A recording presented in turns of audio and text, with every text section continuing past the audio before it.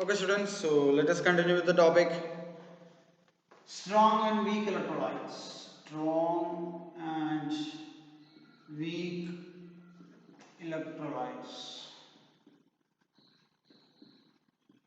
Strong and weak electrolytes. The electrolytes we can classify mainly into two. They are strong electrolytes and weak electrolytes. Okay, so electrolyte we already defined. These are the substance that will conduct electricity either in the liquid form, that means we will say molten form, or in the aqueous form. They have the ability to conduct electricity. So among them, some of the electrolytes are strong, some of the electrolytes are weak. So how can we define a strong electrolyte? Strong electrolytes. So strong electrolytes are the electrolytes which are completely ionized. They undergo complete ionization in aqueous solution. Hence now we can imagine they can conduct more. Conductive power will be more because they have more ions are present. As I discussed in an electrolytic solution, the conducting mechanism is mainly due to the presence of free ions. So a strong electrolyte we can which can furnish more number of ions because they undergo more ionization. So strong electrolytes are the electrolytes which undergo complete ionization. Complete ionization in aqueous solution. So in aqueous solution you will see strong electrolytes are completely ionized. Okay, there more number of ions will be there. For example, strong acids, strong base, strong salts are example for strong electrolytes as well. For example, HCl is a strong acid, right? HCl undergo complete ionization in water to give H plus and Cl minus. So this is an example for a strong electrolyte. We will say strong acid.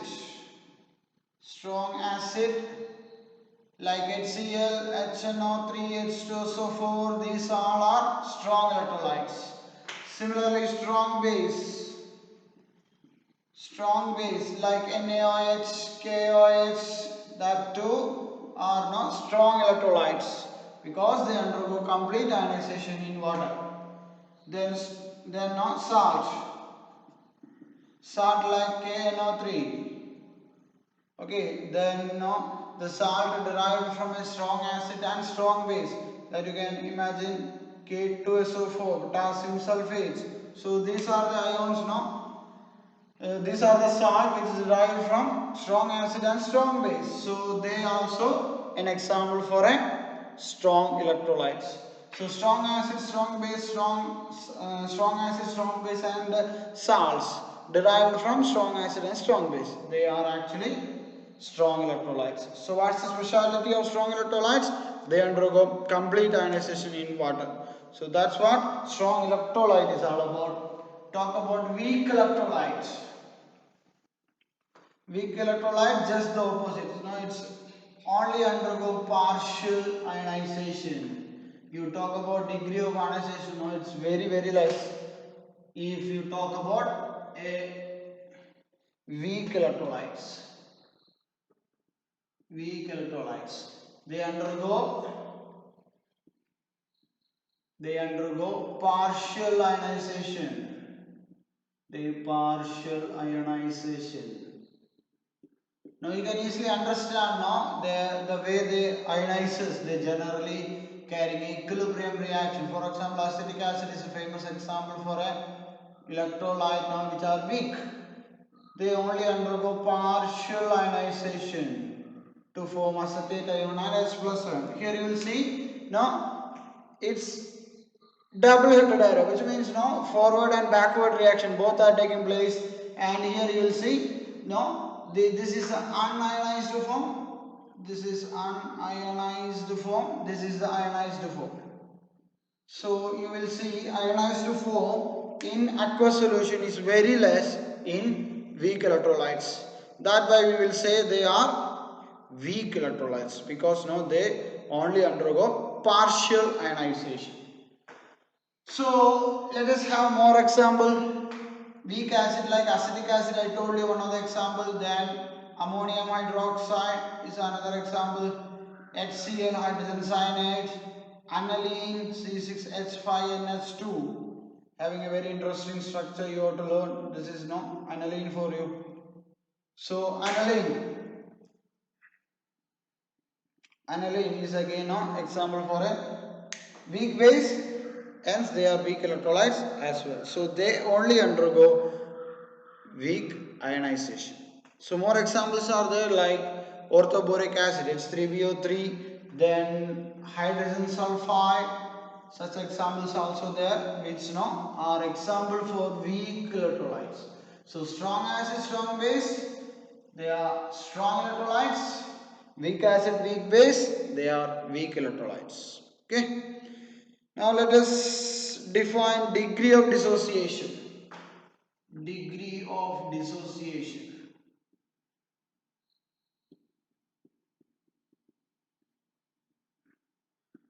How can you define degree of dissociation? Now, talk about dissociation. Now, this is also interesting term. Yes, we saw the ionic compounds, ionic salts, and strong electrolytes just ionize. No, they may be ionized in the solid state as well because no, especially most of the ionic compounds they actually found as ions in their solid state as well. So it's very important now they have to dissociate in water. That's also very important because now ions has to be separated to perform the conducting mechanism. If the ions are strongly attracted each other, because now it's all about cation anion attraction. Cation is positively charged, anion is negatively charged. There may be strong attraction between the plus and minus charged species, right? So that now sometimes hinders the conducting mechanism. So it's very important the ions has to be separated in aqueous solution. That actually will decide the how much conducting it is, how good a conduction mechanism that it shows. No, everything depends on the separation of ions. So again now that we can understand in terms of degree of dissociation, it is the number of molecules dissociated divided by total number of molecules. Total number of molecules. Now, in a reasonably moderate concentration, we actually see strong electrolytes are completely ionized, and now in aqueous solution they are easily dissociated. So, degree of dissociation we generally represent as alpha. Now, alpha in the case of strong electrolytes, they generally nearly 1. Most of the case it will be 1 because the number of molecule dissociated it will be. Number of molecules dissociated, that means now if 10 molecules are there, the 10 molecules will be dissociated. This we actually discuss differently in a Van Hoff's factor. That is there, that way some confusion students may have, but here now you have to understand the total number of molecules that is dissociated and the total number of molecules that is available. For example, 10 molecules are there, the 10 molecules are dissociated means now it will be generally equal to 1.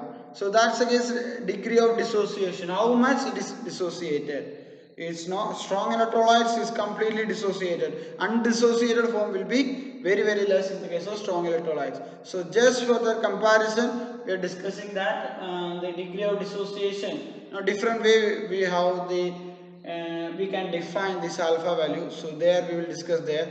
Here now just a simple form, the number of molecules that is dissociated divided by number of molecules that is now total number of molecules that is available. This is just for the comparison of strong and weak electrolytes. Strong electrolytes now they will be completely dissociated in aqueous solution. So the how many number of molecules are available, that will be completely dissociated. So that's the case with the strong electrolytes. But for a weak electrolytes, the number of molecules dissociated will be less compared to the total number of molecules. So we are actually getting an alpha value that is less than 1 in weak electrolytes.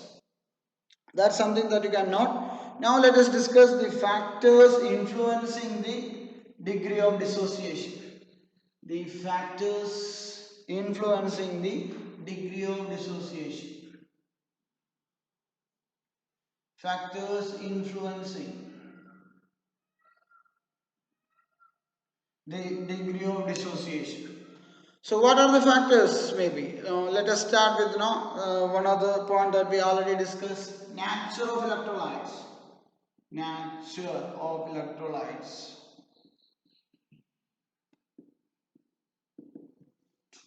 As we already know, strong electrolytes are completely ionized, weak electrolytes weakly ionized, which means the degree of dissociation will be always like this, because first the ionic compound has to be first the electrolyte has to be ionized, then these ions has to be separated in aqueous solution. So in that case definitely for strong electrolytes, the degree of dissociation is high. Degree of dissociation is high.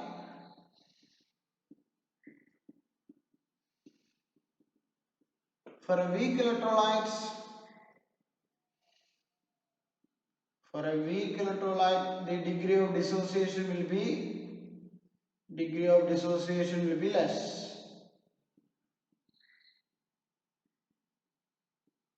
Since there are very small amount of ions that is formed in the case of weak electrolytes. So that's the first factor. Then nature of solvent. Second factor, that's a very important factor. Which solvent that you take to dissolve this electrolyte. So nature of solvent.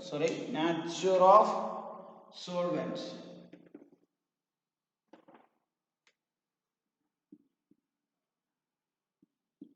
Okay, the natural solvent going to be very important, because here we will talk in terms of dielectric constant. You will study that in physics as well. Here the chemistry, it means the solvent has the ability to minimize the electrostatic force of attraction between the cation and anion. I told you the electrolytes are ionized. That ions has to be separated. Okay, that ions has to be separated for performing the conduction action. Which means here the point is, if the solvent like water is used, water which has a very high dielectric constant, which means it has a very high ability to separate or minimize the force of attraction between the cations and anions. That's really helping the conduction mechanism. So that's a very important point. The solvent like water is used, they can be easily ionized, and they can be easily separated if a solvent like water is used, because of the high dielectric constant of water. Okay, talk about concentration. Next influencing factor, that is concentration. Concentration is also important, because you imagine in the case of strong electrolytes, since it's already ionized, so there is no much issue. But still if the concentration is less, we will say concentration less means more amount of water. If the solvent is water, more amount of water is added. More amount of water is added means they can be easily dissociated, they can be easily separated, because they have more space, so the ions can occupy more space. So more the dilution, conduction will be higher. That's the important point you have to understand. So you have to think differently. Concentration getting higher means we are using less water. If the concentration is less, concentration is lower means we are adding more water. So the solute present in them is less. So that's the way you have to imagine.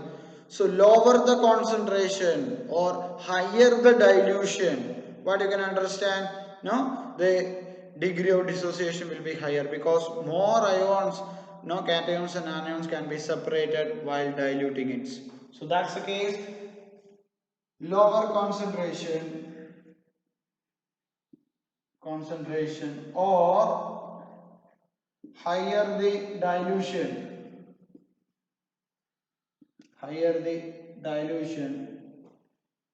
degree of dissociation will be higher. Degree of dissociation will be higher. This all factor now coming in when we talk about this conduction part that we discuss next. How electrolytic solutions are conducting in nature, right? So what are the factors which influence there? This factor will come because the ions has to be dissociated. That's the first condition. So we discussed about concentration. Talk about temperature. Again, now temperature has a very good influence because if you increase the temperature, the force of attraction between the cations and anions can be minimized. They can be separated if more energy is provided, right? So higher the temperature, more mobility or more movement for the ions, more the movement, they are, we will say, more dissociated, or the conduction will be higher. So that's a case. Higher the temperature, higher the temperature, higher the degree of dissociation. Degree of dissociation. Okay, you can remember that as well. Then another important point that has to be common ion effects, right? Presence of common ion. Presence of common ion.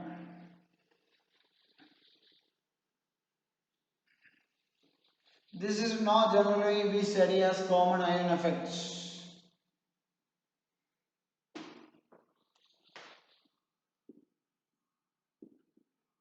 Common ion, presence of common ion. So this is something I can explain through an example. Consider ammonium hydroxide. Ammonium hydroxide we already discussed is a weak electrolyte, which means it's only undergo partial ionization. So in a weak electrolyte, the amount of ammonium ion and OH ion will be less because now they only undergo partial ionization. But in presence of you imagine ammonium chloride is also added. Ammonium chloride is a strong electrolyte. It's a strong electrolyte, which means they almost undergo complete ionization. So that's the case with a strong electrolyte. Now look at this is actually a solution containing both ammonium hydroxide and ammonium chloride solution. So what's the problem here? Here you can see a common ion is present, that is ammonium ion. An ammonium ion is present, which is common here. Which means we studied Le Chatelier principle. Consider this is an equilibrium reaction in which the ammonium ion and OH minus are very less produced. Now, if a common ion like ammonium ion is there, that means the ammonium ion concentration is increasing in the solution. Okay, since this is an equilibrium reaction, if the concentration of some substance is increased in equilibrium condition, the system will try to oppose it. That means here the concentration of ammonium ion is increasing, means what the system will do? It will goes in the reverse direction to minimize that effect. So literally ammonium ion will more remain as undissociated. This is undissociated form, right? Or the equilibrium shift in the backward direction. That will happen when a common ion is present. That we call common ion effects. How can you define? The dissociation of a weak electrolyte is suppressed by the presence of a strong electrolyte which is containing a common ion. Here the example is ammonium ion is the common ion here. So the concentration of ammonium ion increases in the solution. So the equilibrium will be shifted to backward direction according to Le Chatelier principle. So the point is ammonium ionized will be less dissociated in presence of a common ion. So in presence of a common ion, the weak electrolytes are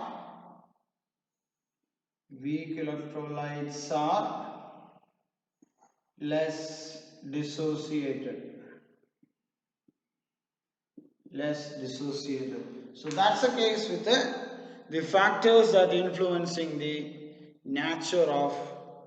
factor that influencing the degree of dissociation. What are the point we discussed?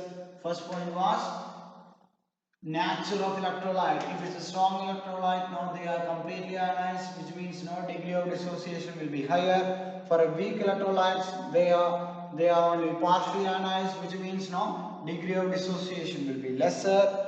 Then next point related to the nature of the solvent, the solvent with a high dielectric constant, no, which will be really good if you talk about no degree of dissociation. If the solvent like water is used, which has very high dielectric constant, that can minimize the force of attraction between the cation and anion, which means no, the degree of dissociation will be higher. Okay. Now talk about concentration. Concentration also very important. If the concentration is less, concentration less means no more diluted. What will happen? If more dilution means no more amount of water, less amount of solute or electrolyte. So in that case, no, the ions have more space to occupy. Okay, they can be more easily dissociated compared to a high concentration solution. Especially that will coming into a huge factor in the weak electrolyte, because we know weak electrolytes are only partially ionized, right? So since they are partially ionized, it is observed that the degree of dissociation increases considerably in the case of when you diluting it. So when you diluting, the degree of dissociation is found to be increased as well, especially in a weak electrolyte. Yes, in strong electrolytes is also increasing, but we will say a steady increase in dissociation takes place in a strong electrolytes because they are already ionized.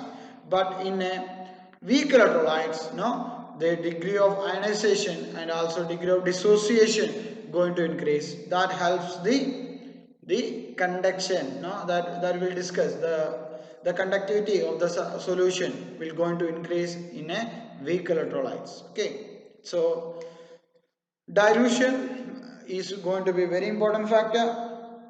Then temperature. Talk about temperature. Temperature always helps to break the force of attraction between the cations and anions. That's now again very important. Then common ion.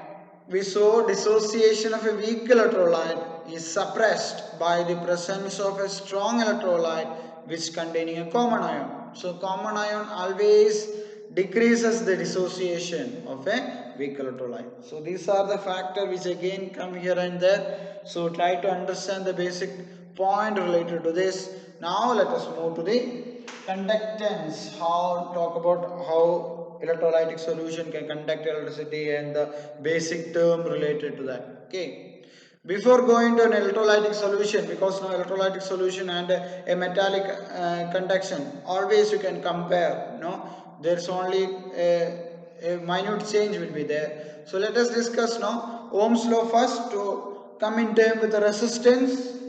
We know according to Ohm's law,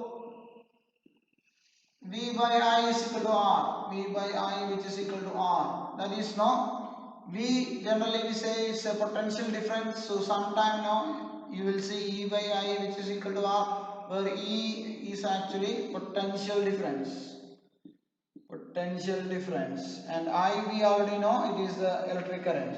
So resistance is the ratio between the potential difference to the electric current. So that's the way we generally measure resistance. Okay, so if you have resistance, yes, you can find the conductance, because now 1 by R, which we will say conductance.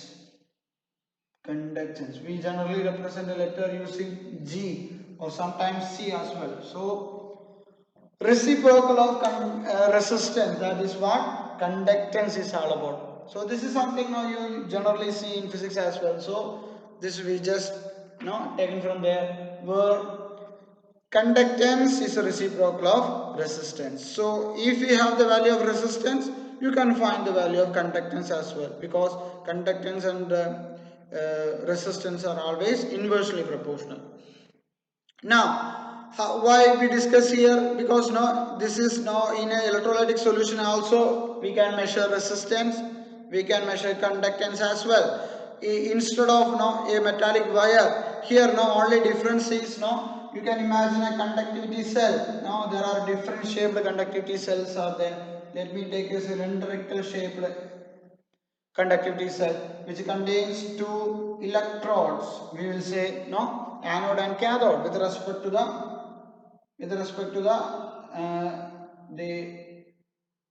which terminal is connected in the battery. If it is positive terminal, that will be anode. If it's negative terminal, then it will be cathode. So an electric current is supplied and electrolytic solution that taken inside the conductivity cell. So this is now just like our normal conducting wire. You can imagine you usually may have measured the resistance in metallic wire, right? Similarly, you can compare here now L, in there we will say L is the length of the material or length of the material wire that we are using. Here now L is the distance between the electrode. That's only different. L will be the distance between the electrode. The electrode generally used is actually the electrode which is used are inert electrode, like platinum electrode is used. Generally inert electrodes like platinum is used. And now the area of cross section of these electrodes that we use, that we will say area. So area of electrodes, area of cross section of electrodes will be A. This is something now we can compare with a metallic wire. Length of the metallic wire and A is the area of cross section. Similarly, in an electrolytic solution, only difference is now here we actually using a conductivity cell. That metallic wire you can connect to the Wheatstone bridge to get the conductance.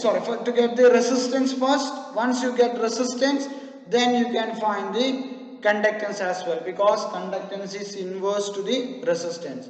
So an electrolytic solution, the resistance of a electrolytic solution can be found using a Wheatstone bridge. This is we call conductivity cell. This now we will call conductivity cell. So what's the point here? In a conductivity cell, no, there are different shaped conductivity cells are there. Here I have taken a cylindrical shaped conductivity cell in which there will be two electrodes will be there at both ends. The distance between the electrodes is we taken as L, that no, we will say length, and A is the area of cross section of electrodes, and the electrolytes are taken in between the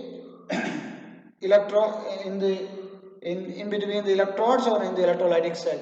And now once you connect the metallic wire which is originating from the electrode, which directly come to the Wheatstone bridge. If you didn't see that, you will see in physics lab a Wheatstone bridge which helping to understand the resistance of the material. So here you will understand the resistance of the electrolytic solution. So we will get an idea about the resistance of the electrolytic solution. So that's the point you will get once you connect this to the Wheatstone bridge, you will get resistance. Once you got resistance, we know 1 by R is equal to conductance. So we got conductance as well, which we represent as G. So let us discuss. We know resistance is always proportional to length and inversely proportional to area of cross section. This is something we studied, right? So R is proportional to L by A, or R is equal to rho into L by A, where rho is the proportionality constant that we use. That we rho is called resistivity or specific resistance. specific resistance. So these kind of all terms coming in conductivity cell as well, in electrolytic solution as well. So always learn this. So how can you define a resistivity? Resistivity, you can imagine, no? Resistivity is nothing but resistance of the electrolytic solution of the material when L is equal to 1. If you talk about in terms of centimeter, I will say L is equal to 1 centimeter, area of cross section is equal to 1 centimeter square. So if L is equal to 1 centimeter, A is equal to 1 centimeter square, then R will be equal to rho, because L by A will be 1. So resistivity, rho, is the resistance of the electrolytes, electrolytic solution when length is equal to 1 centimeter and area of cross section is equal to 1 centimeter square. That's the way you can define resistivity, which is we call rho. So once you have resistivity, yes, you can find the conductivities as well. So as the resistance is a reciprocal of conductance, what will be the resistivity? 1 by rho will be is equal to kappa, which is a Greek word we will call conductivity. Conductivity. Sometime no, even straight away K will be written. So that depends. It's a Greek word actually. So just like a K. So this 1 by rho, which is equal to conductivity. So we can also define conductivities as well. What is conductivity? Conductivity again, no, if you apply that equation, if no, we know R is equal to rho into L by A. So you take the inverse of everything. 1 by R, which is equal to 1 by rho into 1 by L by A. Generally we will write now 1 by L by A, because now L by A for a substance will be constant. L by A we will call cell constant. For a cell this will be constant. So we doesn't really sometime now doesn't really change. We always like no L by A as well, because now sometime in questions L by A will be directly given. So now remember 1 by R we already told this is conductance. Conductance now you can represent as G.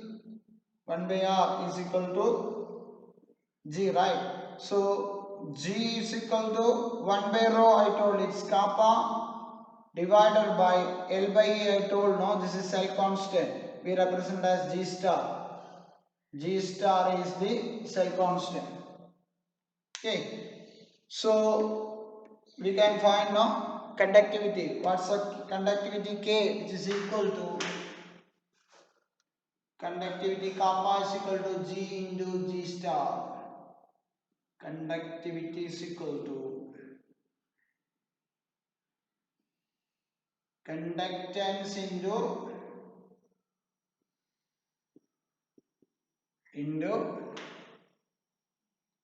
cell constant.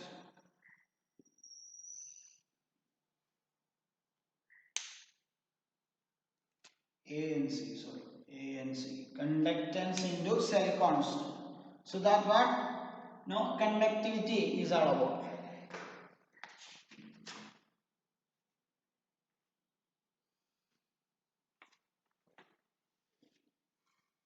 Okay. Similarly, from here now you can derive so many equations. Something now we doesn't know which we generally need to utilize.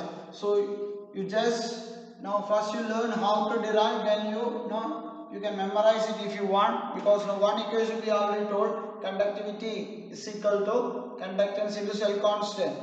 From here we derived, right? So let us discuss in terms of resistance. We know 1 by R equal to 1 by rho, we already told it is the conductivity. So it is K divided by cell constant, that is G star. So if you want another equation, I will say no, G star, that is cell constant, is equal to cell constant, which is equal to conductivity into resistance. Conductivity into resistance. So from the one value we can find all the values, like the what Wheaton bridge helps you to find the resistance. If you have resistance, you can find conductance. If you have conductance, you can measure the conductivity or resistivity, anything that you can measure.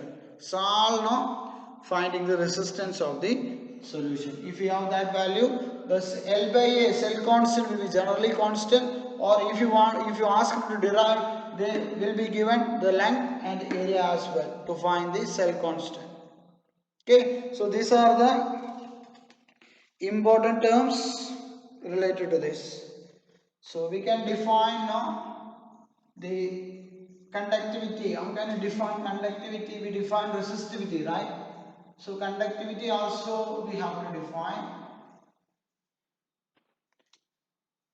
R is equal to rho into L by A. So if I get if I take the inverse, 1 by R is equal to 1 by rho into, okay, for the time being, you can take A by L, 1 by rho into, you are taking inverse, 1 by R, 1 by O, from 1 by rho, A by L. So 1 by R is equal to 1 by rho, I told it is conductivity into A by L. Now you imagine, how can you define 1 by R? We already told 1 by R is conductance. 1 by R is the conductance. So conductivity or specific conductance is the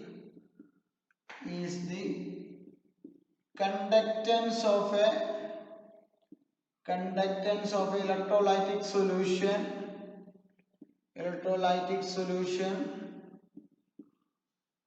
in 1 centimeter cube of volume, because now you are talking about A is equal to 1 centimeter square, L is equal to 1 centimeter. If A and L is equal to 1, then G is equal to kappa, or conductivity. So conductivity will be equal to conductance when A is equal to L is equal to 1. So 1 area, 1 centimeter square area cross section and 1 centimeter length, which means you can imagine the volume will be 1 centimeter cube. So we actually define conductivity for a 1 centimeter cube of a solution. Inside this what is a conductance? That word generally conductivity is all about. That why we generally say on dilution what will happen? On dilution the conductivity decreases. On dilution, conductivity is decreases, because now talk about conductivity or specific conductance, that will decrease. Definitely on dilution conductance is increasing, but talk about conductivity, we are actually talking about conductivity in a unit volume of the unit volume of cross section. There is in a small volume, in a 1 centimeter cube of volume, what is the conductance? That what we are measuring. So we will observe that on dilution the number of ions in a unit volume decreases, because in a highly concentrated solution there are this much of plus and minus was there. On dilution means now ions have more space. So if you talk about same 1 centimeter cube volume, the number of ions will be lesser on dilution. If the number of ions is lesser in a unit volume, the conductivity is decreased. The whole conductance of the solution will increase on dilution. Why? On dilution, the ions are more separated, which means ions have more degree of movement. Hence, conductivity of the whole solution will increase. But conductivity always we discuss in a unit volume. If higher concentration, the conductance in a unit volume, that was higher because more number of ions are there in a unit volume. On dilution, what will happen? on dilution. Now the ions are getting more space. So in a particular unit volume, the number of ions will decrease on dilution. Number of ions decrease, definitely the conductivity also decrease. So that's the point you have to remember. The specific conductance or conductivity we measure in a unit volume. So you have to imagine a 1 centimeter cube of cross section where what is the total number of ions present in a unit volume on less dilution and more dilution. Okay. Okay, so thanks for listening. We will discuss more in the next session. Okay, keep learning.